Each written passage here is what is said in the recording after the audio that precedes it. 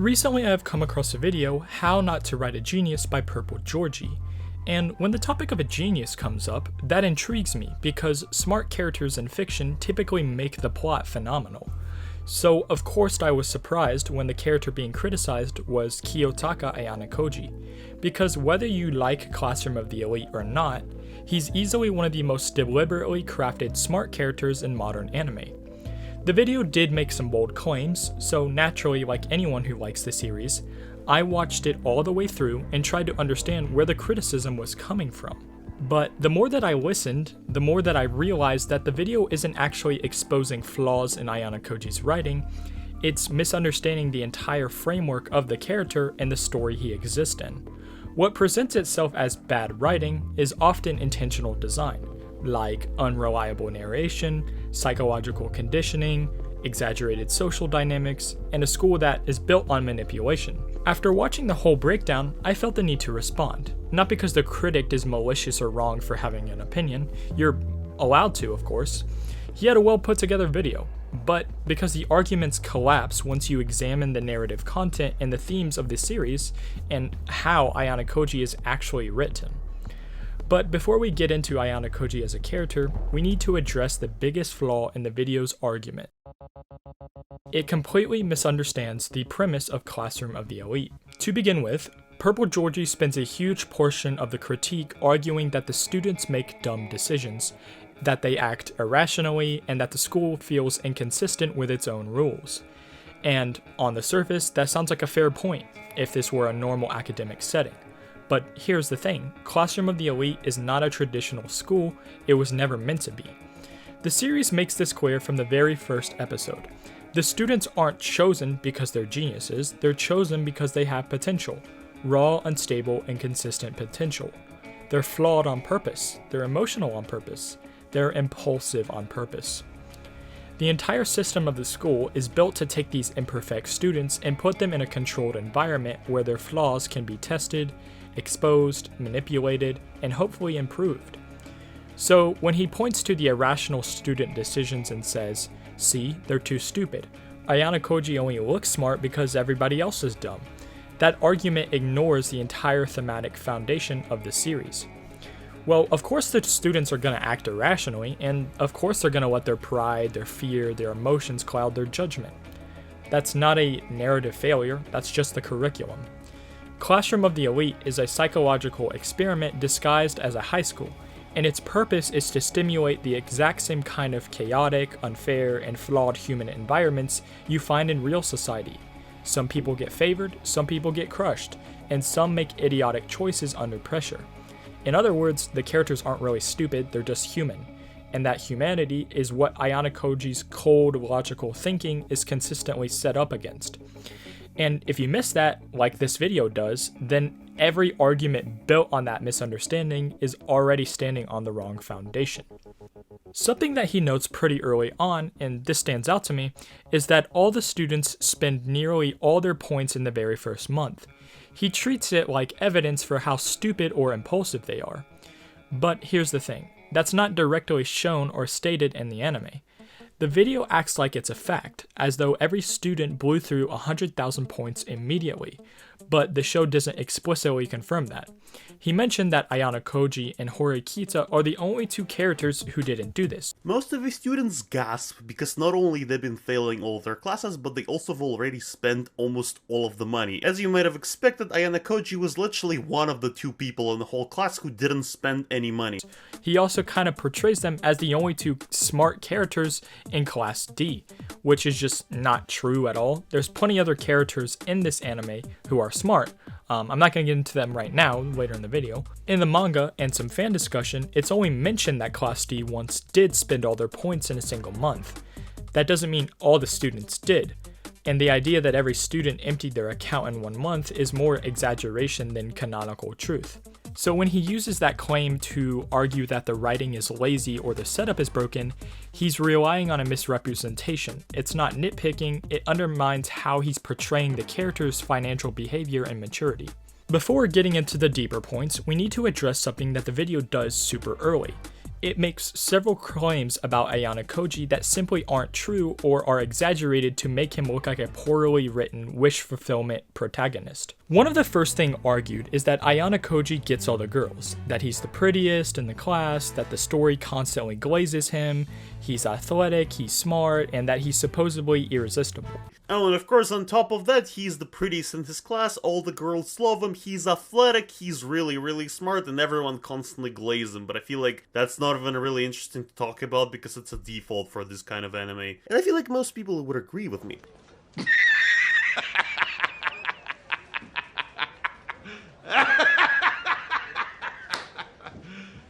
You serious? But this is a perfect example of analyzing Classroom of the Elite from the most surface level angle possible.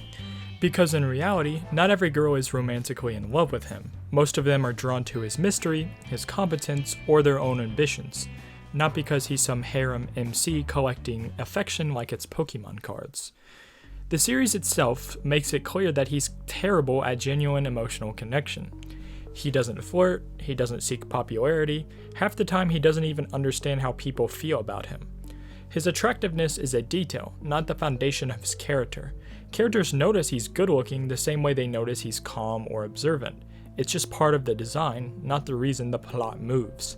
Most of his interest from girls isn't romance, it's respect, fear, curiosity, or manipulation. Nothing about it fits the idea that he's some overpowered, universally adored Gary Sue.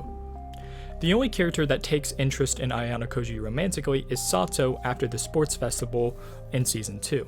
No one else does this though, because Sato begins to like him out of her own volition. She doesn't get told by anyone, it's like she starts to like him.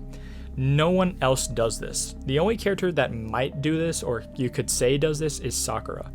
Basically, at some point, Sakura has to be involved in like this case with Pseudo as a witness, and she's worried about, this and that, and doesn't know what to do, and Ayano Koji basically tells her that do what you want because it's what you want to do, regardless of what everybody else thinks. From this little experience, she begins to be more fond with him, and you could say she might like him, but I don't think she does. I think she's just very friendly with him and enjoys his company and all of that and yada yada. Again, Sato, though, is the only character that shows initial interest in him romantically. Now, later in Season 3, Ayano Koji actually asks out Karuizawa, but it's purely for personal gain and nothing romantic. Like mentioned earlier, it's pretty clear Ayano Koji doesn't have an emotional connection to people. I'm not going to really bring anything else from Season 3, because the video in question doesn't do that either, but just for consistency with his love life, he does ask someone out, but it's purely because he needs to understand how emotional connection works. So he's going to try to learn how to do that by having somebody he's, with. The video frames Ayano Koji as someone who walks into a room and every girl instantly melts for him. But that's simply not what the story shows. And this is where the misunderstanding begins. Because if your starting point is Ayano Koji only looks smart because everyone else is stupid and all the girls love him, then you're not actually analyzing the character. You're analyzing a meme version of him, a simplified parody that doesn't reflect what the series is doing. That's why it's important to correct these misconceptions now, because every argument built on top of them collapses once you look at how Ayano Koji is actually treated in the story. He's admired, yes, but not loved. He's capable, but emotionally hollow. He's talented, but socially dysfunctional. He's not a wish fulfillment fantasy, he's a psychological experiment disguised as a protagonist. Another major point the video brings up is that the idea that Ayano Koji's plans aren't real plans, that the story only pretends he's smart by revealing everything after the fact. According to the critique, he doesn't earn his victories. The story just rewrites events to make him look like he predicted everything all along. Who essentially story revolves around, and essentially the main character who is supposed to be like a really, really smart guy, but in reality he's not, and the story just adjusts so he seemed smarter. And when I say adjust, I literally mean adjust, because there's two patterns that are supposed to describe Ayano Koji as smart, and both of them aren't really good. In one, when Ayanokoji faces a problem, he finds a ridiculous out-of-nowhere solution that nobody saw coming, because there was never any establishment that this solution is even possible and is an option. Ayanokoji just comes up with a convoluted plan that, against all odds, works. And then other times he literally says he did it all. Like, literally, story progresses and then Ayanokoji comes out and he says that he orchestrated everything in the story. And as you understand, this is pretty stupid. On the surface, I get why that may seem convincing, but it only seems that way if you ignore the actual narrative structure of Classroom of the Elite. Because here's the truth. Ayanokoji is intentionally written as an unreliable narrator. We aren't supposed to know what he's thinking in real time, not because the writers are hiding bad planning, but because the character himself hides everything from everyone, including the audience. This is the opposite of shows like Death Note or Sherlock, where the genius characters explain their logic step by step so the viewer can admire their intelligence. Ayanokoji does not do that. He deliberately keeps his thoughts to himself because he doesn't trust people, he doesn't want to stand out, he doesn't want connections, and he genuinely views others as tools, not partners. So the idea that the writer is retroactively pretending he planned it misses the whole point. We're not shown how he thinks because the character doesn't want us to see it, and when the manga does give us his internal monologue, it turns out his actions are calculated ahead of time. The anime simply condenses or hides those parts because that mystery is part of the experience. He's not guessing, he's not getting lucky, he's using probability, emotional reading, and subtle manipulation to create situations where certain outcomes become likely, not guaranteed. The critique assumes that intelligence equals constant exposition of the plan, but Classroom of the Elite does the opposite on purpose. Ayanokoji's intelligence isn't theatrical, it's quiet, subtle, almost unnerving. The video calls it retroactive, but in reality it's style. It's a character. It's the psychological framing of the entire series. If the show spelled out every single one of his moves from the start, it would destroy his mystique and contradict the way he has lived his entire life, never revealing more than necessary. The video sees this as a flaw, but it's the very thing that makes Ayanokoji compelling. Also brought up is the infamous Kushida black and milk incident, claiming Ayanokoji is just manipulated into doing whatever she wants by threatening to accuse him of sexual assault. He frames it like she makes him grab her chest, get his fingerprints, and then holds that over him forever. But the point needs a bit more nuance, because there is a very serious threat. The way the critique describes it is misleading. Here's what actually happens, or what the source material strongly suggests. According to fan-familiar lore and summaries, Kushida does demand Ayanokoji's fingerprints on her uniform to use as leverage. Yes, she threatens him with false allegations if he reveals her other personality. That said though, several manga readers note something important. Fingerprints on fabric do not last forever. Some would argue that Ayanokoji knows this, but he doesn't panic because he understands the limitations of her threat. Plus, he doesn't act like a victim forever. Later in the series, he manages the situation strategically. So yes, Kushida's threat is real, but saying Ayanokoji is completely powerless or eternally blackmailed simplifies a much more complex narrative conflict. He isn't just giving in forever, he plays along in a way that keeps her threat alive only as long as it's useful to him, and that's the exact kind of mischievous behavior you would expect from this character. Another thing the video pushes is that Ayanokoji's so-called genius isn't real, that all of his victories feel retroactive, unearned, or written after the fact just to make him appear smarter than he actually is.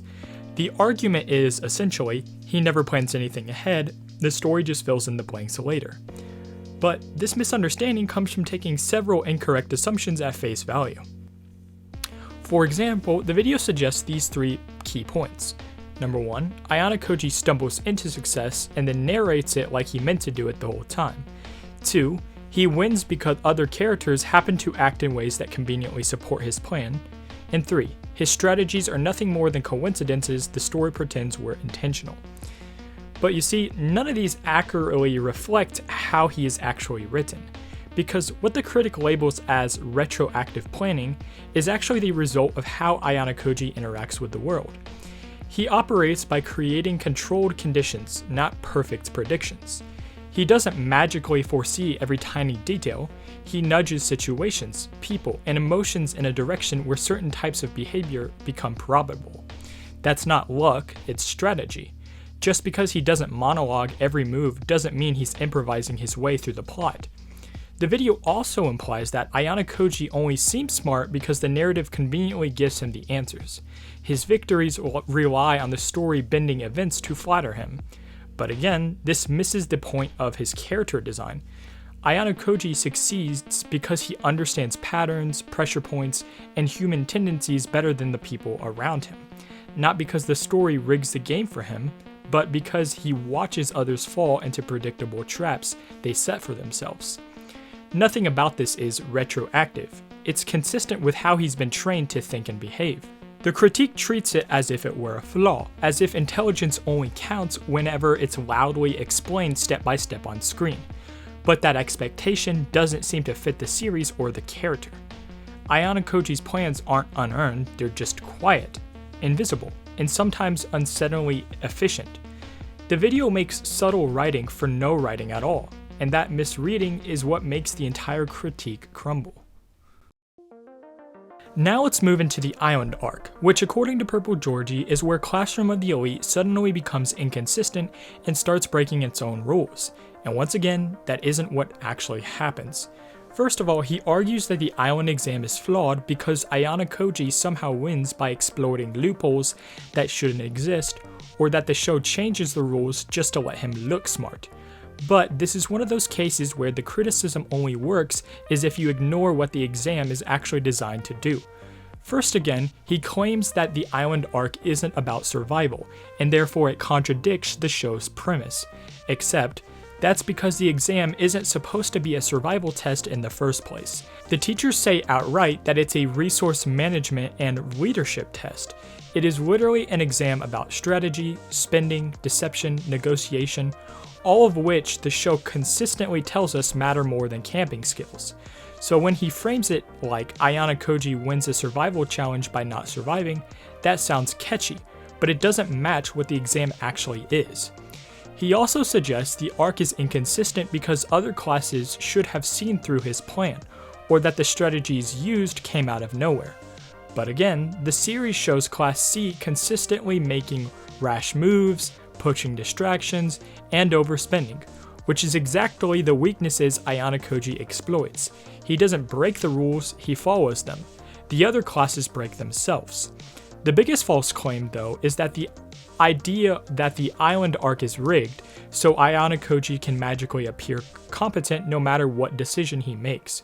And you know what's funny? You probably just listened to this explanation, which, by the way, was explanation and recap of the entire arc, at the end of which Ayano Koji was standing on the sunset explaining his brilliant thinking and brilliant planning to his sidekick. And I feel like I don't even know what to say. I feel like just saying it out loud makes anyone understand how stupid, inconsistent, and definitely not smart this arc is. Not only there's like not a lot of actually smart decision making, smart planning, or deduction, or anything like that. Ayano Koji for the most time is just guessing or making stuff up, which just conveniently leads to the solution he desires. When you rewatch the arc, it is clear that almost everything he does is grounded in earlier setup. Him observing his classmates, analyzing their spending habits, predicting predictable behavior, and most importantly, letting other people take credit so he can stay under the radar. Nothing about that is last-minute rule bending. It is literally him playing the exact exam he was given and the exact way the staff expects top students to think. So calling the island arc inconsistent only works as if you pretend the rules were supposed to be something they never were. The arc doesn't contradict itself, it contradicts the version of the exam he made up. Based on the way it's framed in the video, it acts like the second cruise ship situation is pointless or inconsistently written, as if the school just throws the students onto a boat for no reason and drama magically appears. But this arc does have structure and a purpose. First of all, it's an examination environment and not a vacation. Even though there are vacation-like things to do, that is not the purpose of them spending the rest of this exam on a cruise ship. Not to mention, group formation and class strategies matter heavily on this. It tests interpersonal tension, leadership, and secret alliances. It sets up key political movements for later in the series. It exposes hidden agendas, including Kushida's, Sakiyanagi's, and even Ayano Koji's. Georgie claims that the characters act randomly on the ship, but almost every social shift is there deliberate. Karuizawa's growing involvement, Inoche's vulnerability, Sakiyanagi's psychological push, the council observing Class D, Horikita being forced into new leadership pressure. None of this is random. It's structured, political, emotional, and strategic, but presented subtly. So when Georgie says the arc doesn't mean anything, he's ignoring the seeds it plants for the entire second year of the story. Then there's the bullying storyline. The critique treats it as cheap, lazy drama that appears out of nowhere, but that's not accurate to what the series actually shows. It shows highlights with Karuizawa's trauma history, her development of her relationship with Ayano Koji, the exposition of Class C's manipulation, how the school's power imbalance enables abuse, and it reveals how far Ayano Koji will go when someone he uses is threatened. This creates a pivotal turning point for Class D's internal unity. And most importantly, the bullying does not come out of nowhere. When the critique oversimplifies these arcs as bad drama, it's ignoring the actual narrative mechanics. Political tension, emotional development, trauma exploration, interpersonal dynamics, class versus class warfare, subtle character shifts. These arcs aren't filler or inconsistency, they're foundational to how year 1 ends and how year 2 begins. His summaries erase the complexity to make the story look shallow. And then we get into one of the most common and honestly one of the weakest points he makes, and that is the idea that Ayano Koji has no personality and is just a blank slate for viewers to project onto. This is honestly one of those criticisms that sound smart until you actually watch the series. He argues that Ayano Koji's quietness and lack of emotional expression somehow prove he's not a real character, claiming his personality is empty and the show refuses to give him any defining traits. But this isn't supported by the text, it's supported by the assumption that subtle means non-existent. He also says Ayano Koji is clearly meant to be a self-insert, which again only works as if you ignore the parts of the show where Ayano Koji is obviously not someone the audience is supposed to imitate or emulate. The show makes it clear he's emotionally stunted, socially detached, and deeply traumatized, the complete opposite of a wish fulfillment fantasy. And then there's the claim that the series never lets us see who he actually is, as if the lack of surface level expression equals bad writing. But the entire point of Ayano Koji's character isn't that he doesn't want to reveal himself. His personality isn't absent, it's constrained. His deadpan tone, his passive demeanor, and his lack of visible emotion aren't mistakes. They're symptoms of a childhood built on psychological conditioning. What he calls no personality is actually a fully consistent personality shaped by his upbringing in the White Room. A survival instinct to avoid attracting attention, a learned habit of suppressing emotion, a preference for manipulation over confrontation, and a cold utilitarian worldview he slowly unlearns. None of that fits the blank self-insert, even remotely. So when the video tries to argue that Ayano Koji is flat or empty, it's not pointing out a flaw, it's ignoring the central theme of his character. Ayano Koji isn't blank because the writers failed, he's blank because he was made that way, and every small expression of humanity he shows is intentional character growth. Calling him personalityless misses the entire point of why he's written the way that he is. Now let's talk about another claim the video brings up. The idea that Classroom of the Elite forces the cast to praise Ayano Koji, or that the story bends over backwards to make everyone acknowledge how amazing he is. This is one of those takes that fall apart the moment you actually look how the cast treats him. He argues the characters consistently hype him up, saying things like he's the greatest strategist or he's the smartest in the school, and uses this as proof that the writing is artificially inflating his importance. But the reality is that very few characters ever praise him directly, because hardly anyone knows what he's actually doing. The video claims that the series revolves around everyone admiring Ayano Koji, but in practice, most characters just ignore him, underestimate him, misinterpret his actions, or just outright dislike him.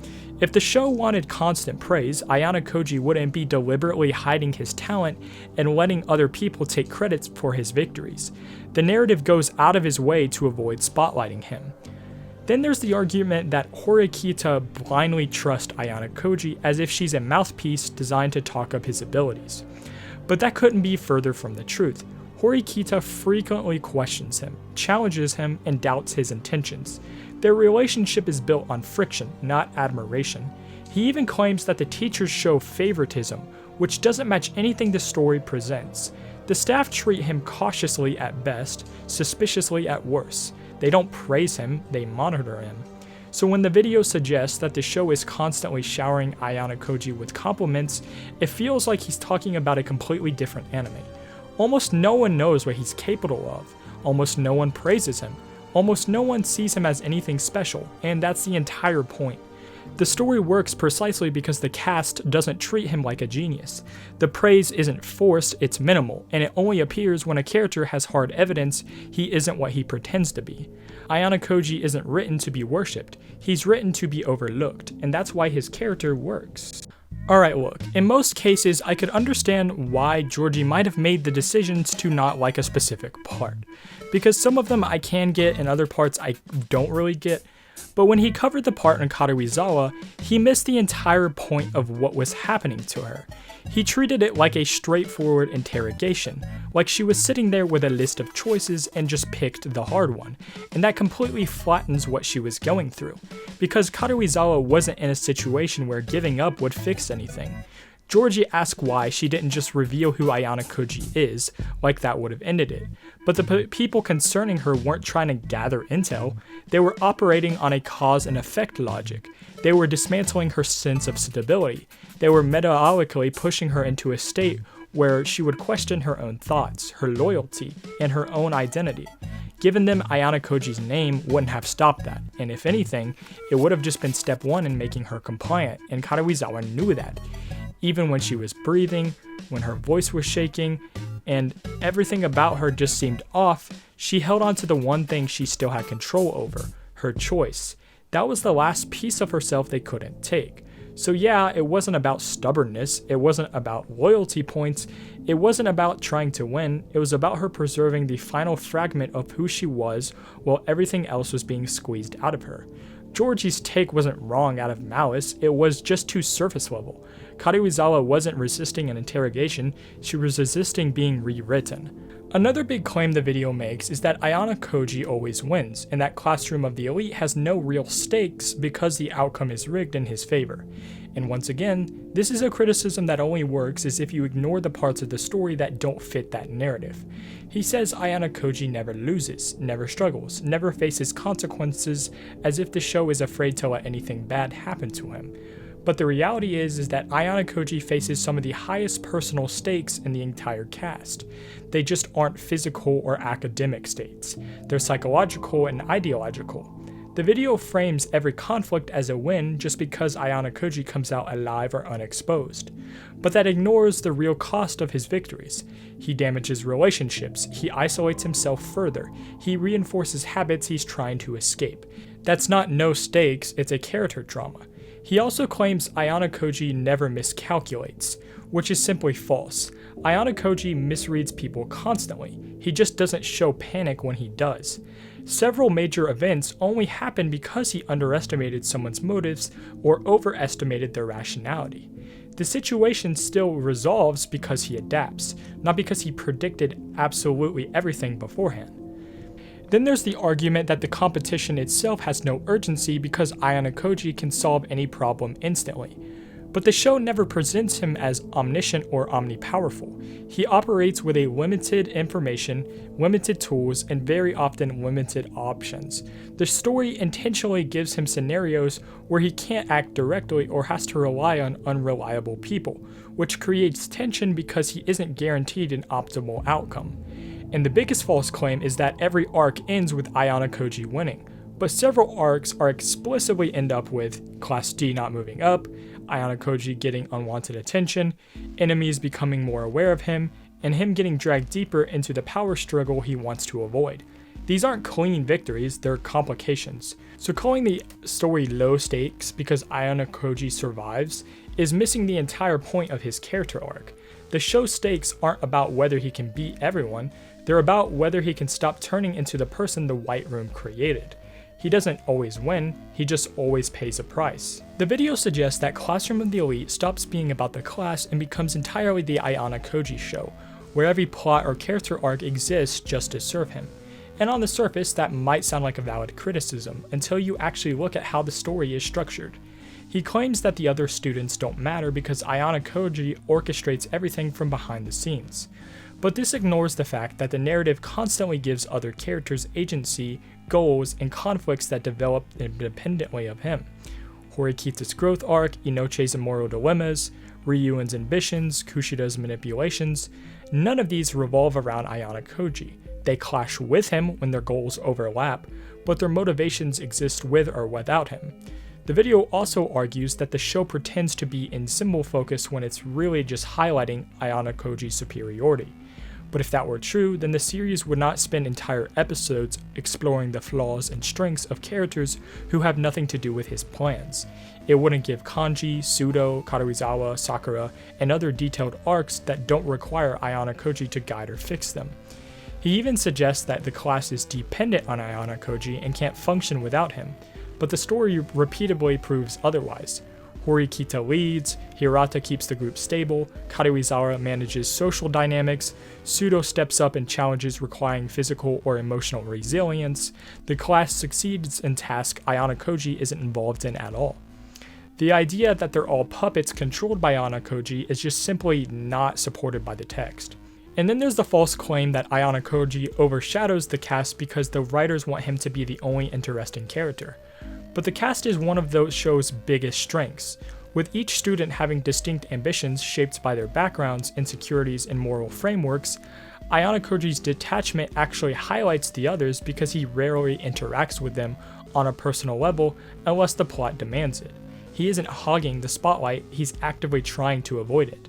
So when the video says the story stops being about the class, it feels like it's ignoring the dozens of arcs, motivations, and conflicts that have nothing to do with Ayano Koji at all.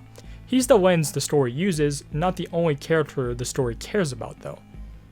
If anything, the narrative proves that even a genius can't control everything, and the rest of the class matters because they act in ways he doesn't predict, can't control, and sometimes doesn't even understand.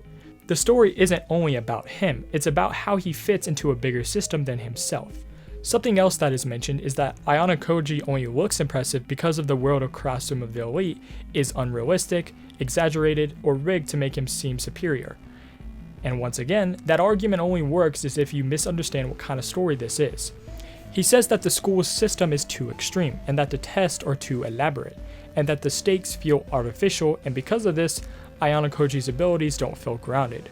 But this ignores the fundamental fact about Classroom of the Elite. It isn't meant to portray a realistic high school. It's a psychological battle environment designed to push students to their limits. Everything is heightened by design, not to make Ayano Koji look more powerful, but to explore how different personalities respond to pressure. He also claims that the world is built around Ayano Koji's strengths as if the system was tailored to him specifically. But the school challenges every student in different ways. Sudo thrives in physical conditions, Inoche excels in moral negotiations, Sakayanagi dominates in intellectual analysis, Ryuen manipulates through intimidation, Karuizawa navigates social networks effortlessly. If the world were truly built around Ayano Koji, these students wouldn't stand a chance, yet they regularly outperform him in areas he deliberately avoids. Then there's the accusation that the environment exists simply to let Ayano Koji show off, despite the fact that he goes out of his way to not reveal his abilities. The system doesn't favor him, he manipulates it quietly where the school pushes every student to adapt or break. He isn't overpowered because the world is unrealistic, he's effective because he understands how to survive in a system that is intentionally harsh for everyone. A more subtle false claim he makes is that realism equals good writing, and anything heightened or symbolic equals lazy. But Classroom of the Elite uses exaggeration intentionally, the same way Death Note, Kikaguri, or even Code Geass do. The heightened world isn't a flaw, it's a stylistic choice that allows psychological conflict to take the center stage. So when he argues that Ayano Koji is only impressive because the world is unrealistic, he's misreading the genre entirely. The world isn't unrealistic to boost Ayano Koji, it's unrealistic to reveal the extremes of human ambition, desperation, and competition. Ayano Koji isn't powerful because the environment is tailored for him, he's powerful because he survived an environment far worse than this one. Thank you guys so much for watching. If you enjoyed today's video, be sure to hit that subscribe button and drop a like, and let me know what you thought down in the comments below. If you have any thoughts on this video, or you're questioning the video I'm talking about, it's going to be linked in the top of the description, so you can go check it out for yourself. Let me know anything you have to say about this, or feel free to say whatever you want over there. Just don't be rude or mean to this guy. He did make a really good video, giving his opinion on everything, and I'm not making this completely out of malice or anything like I've said multiple times. I simply just think the video he made is just very, very negligent of how the story actually is, and I felt the need to make a video against that. But yeah guys, if you enjoyed and you want to see anything else like this, just let me know, and I'll see you in the next one. Stay awesome, God bless, and peace.